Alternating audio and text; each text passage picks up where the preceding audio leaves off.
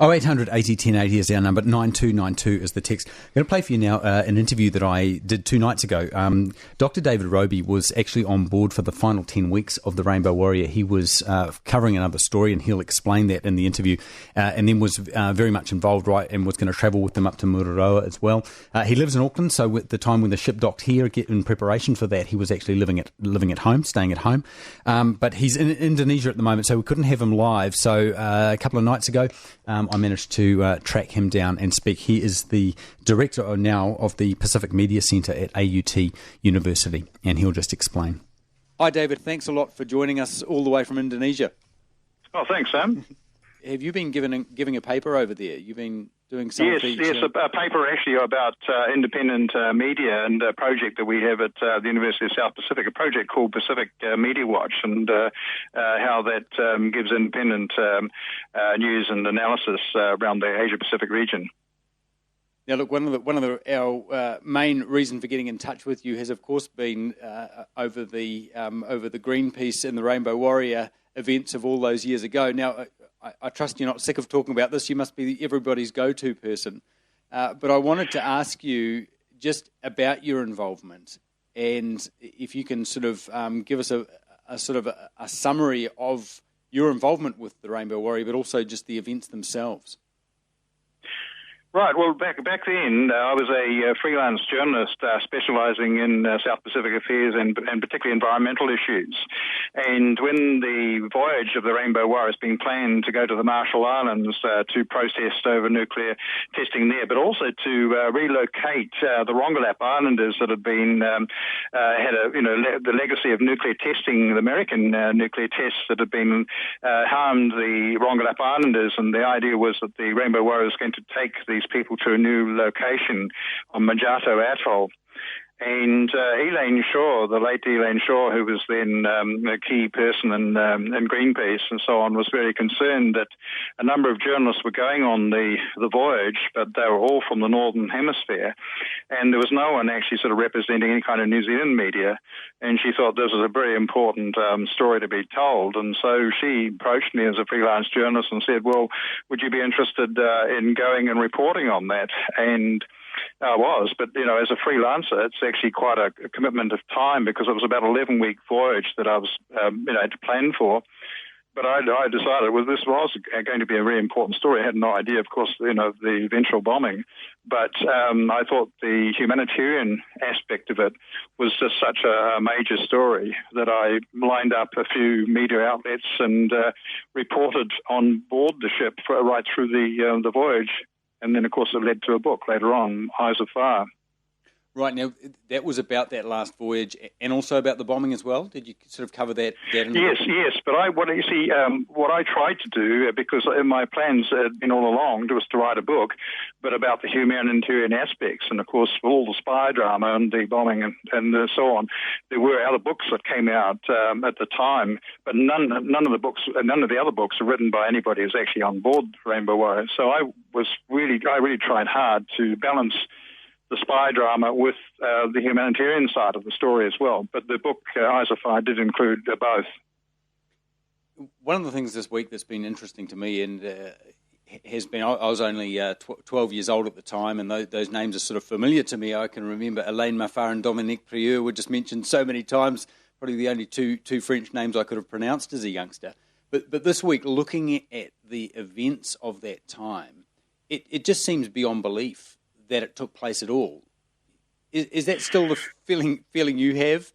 And was that the feeling of people I think so. As a journalist on board, it was disbelief at the time, and still disbelief over this period. And I guess that would be, a common view for many of the crew members, at that time as well. But particularly with Maffar and Prieur, I guess it was some luck of the New Zealand police actually arresting at least two out of it, because there were 13 French agents actually operating as part of this, bombing sort of mission. Operation Satanique, as it was called. I guess the police in those days were fairly naive about global terrorism. I mean, talk about the war on terror today. This was a real live example of state terrorism against a peaceful nation and against a environmental organisation that was no threat to anybody really. When you think of what happened to Mafar and Prua, at least they were arrested in the investigation, and they were sentenced to 10 years imprisonment for manslaughter. In the end, it probably should have been murder. This was a planned, attack after all. But they were sentenced for 10 years for manslaughter. And then there was the deal done between the New Zealand government, David Long's government at the time, and the French, where these two were carted off to serve out their so-called sentence in Howe Atoll in French Polynesia, and only for 3 years, not for the 10 years. 3 years, and Howe Atoll was in fact really the military Club Med for the military operations in the Pacific. So it was hardly any kind of penalty, and then both of them went back to France as heroes. Yeah, and one gets the sense that that New Zealand's hands were tied a little bit. Again, reading it, and this is stuff that would have gone over my head as a youngster, but that there were, trade embargoes were threatened to New Zealand if they didn't sort of follow. Do you feel that the New Zealand government did enough at the time, or do you feel I think it's outrageous. Like the whole scheme, the whole attack was outrageous in the first instance. It's just inconceivable that an attack like that could have been, launched against a major nation in the world, a peaceful nation. But it's bad enough that they did that. But then the French government at the time then also blackmailed New Zealand over trade, etc. This is why both Mafar and Prua ended up, with just a nice pleasure sentence over in the military Club Med at Howe. That was outrageous as well. I came across a report, I think it was an interview done with Geoffrey Palmer, the Deputy Prime Minister at the time, at the 20-year anniversary of this happening. So, and he was saying then that, politically things were pretty tense for about a decade with the French. Absolutely. But there's also another aspect to it. And so this was an extraordinarily tense time for New Zealand, but often we saw the events just as an isolated attack on this peaceful environmental ship, the environmental sort of organisation, Greenpeace, but also on peaceful New Zealand. But you have to put it in the context of that period. As a journalist, I was reporting on the French, colonial policies or neo-colonial policies in the region, and happening at the same time, you had a insurrection by Indigenous Kanaks in New Caledonia demanding for independence, and then you also had strong groups in French Polynesia also demanding independence, and people like Oscar Temaru, who later became president several times of French Polynesia, he was the mayor of Far, which is the largest community in the capital Papeete of French Polynesia, and he was basically pro-independence, but also against nuclear testing. So you had this, and then you had assassinations in New Caledonia. One of the big leaders, Eloy Masharo, was assassinated in 1986, and then you also had the Uvea cave massacre, where 19 Indigenous Kanaks were basically slaughtered in a terrible massacre.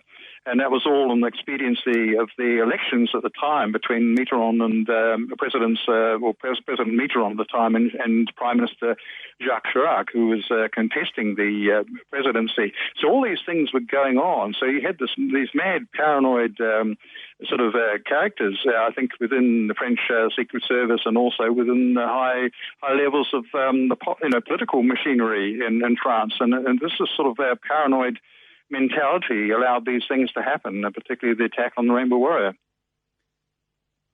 Coming sort of away from the sort of the political end for a moment, just down to, say, the end of the general public, obviously things were very tense politically. What did it do for, like, the average man and woman on the street perception of France and of French people? Well, I think it did enormous harm for a very long time. Personally, I've sort of been quite an admirer of France and for quite a number of levels, and I lived there for a number of years as a journalist and worked there. But I felt that what happened there was so horrendously damaged relations between France and New Zealand, and that lingered on for a very long time. There's a very strong feeling, I think, in New Zealand of distrust, anything to do with France, and I think and unfortunately that was the case. And even though it was political, mad political decisions, unfortunately that carries across to how people perceive another nation, and France was seen very negatively by New Zealand, and I think average French people didn't really understand why New Zealand felt like we did.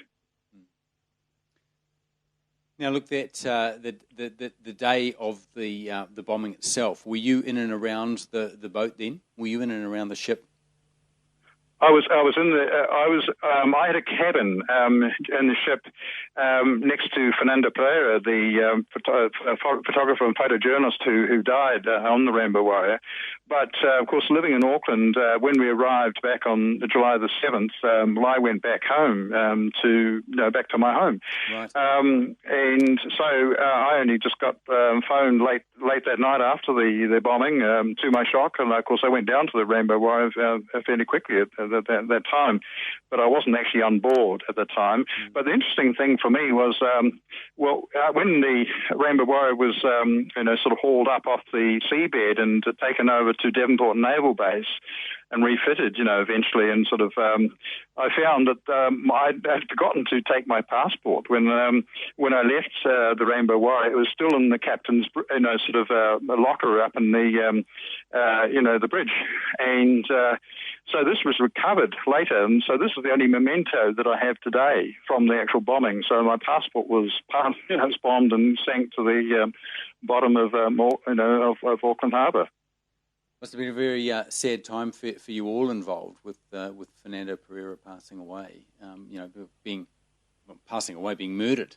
Fernando, he actually went back on board after the first bombing took place to rescue his cameras and so on. And then the second bomb went off, and there's a very narrow sort of passageway down to the cabins and the aft area of the Rainbow Warrior.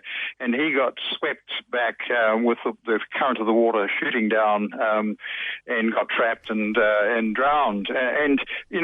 But much is made of that. Well, that was some kind of accidental death. It wasn't, that was, to my mind, that's murder. There was no warning. The first bomb went off, and it's just probably incredibly lucky that the others didn't lose their lives that night. It's just a shocking, murderous sort of attack on a peaceful, friendly country. Professor David Roby, thanks so much for taking the time to talk to us all the way from Indonesia. Thanks so much, Sam.